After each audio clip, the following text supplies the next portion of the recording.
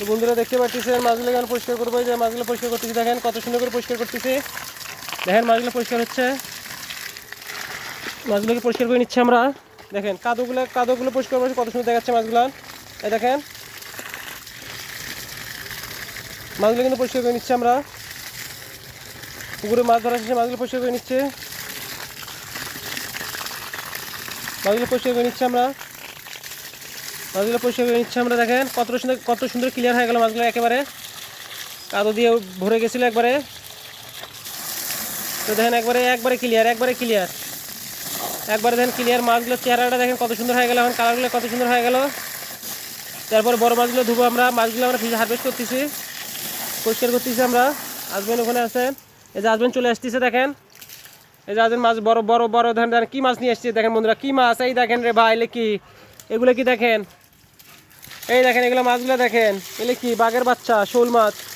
কাদো পাখি বাঁধা মাছ, কাদো শোল মাছগুলো দেখছেন, সাইজগুলো দেখেন, দেখেন কত কত বড় বড় মাছ, কত বড় বড় শোল মাছ।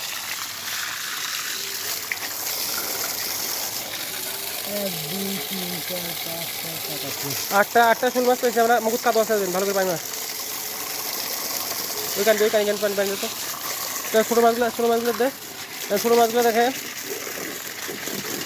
ছোটো মাছগুলো পরিষ্কার করে নিচ্ছি আমরা ভালো করে। দেখতে পাচ্ছেন মোটামুটি ভালো চুচা মাছ ছিল, এর আগেও বিক্রি করছি আমরা বেশ কিছু। তো অনেক চুচা মাছ আছে দেখতে পাচ্ছেন বন্ধুরা, অনেক চুচা মাছ আছে। এগুলো সব পরিষ্কার করে এক করি।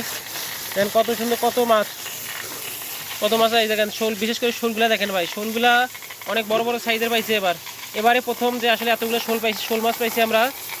এই দেখছেন এবারে প্রথম আমরা এতগুলো শোল মাছ পাইছি, শোলিয়া মাছ। আমি পরিষ্কার করে নিচ্ছি শরীর, অনেক মাছ পাইছি, অনেক শোলগুলা কালারগুলো দেখেন।